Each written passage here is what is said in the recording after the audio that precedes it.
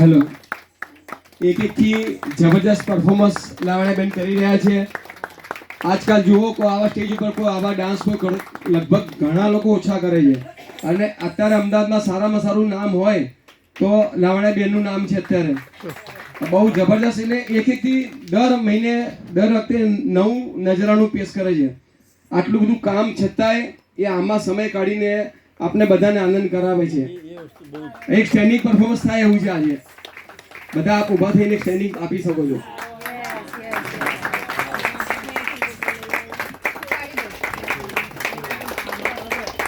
કોઈની કોરિયોગ્રાફી કોઈની એની પોતાની કોરિયોગ્રાફી છે એમ.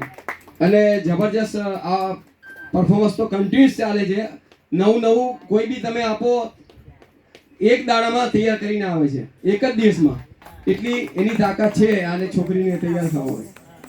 એની મમ્મી, એની પ્રોત્સાહન, એના કોરિયોગ્રાફર એની મમ્મી છે.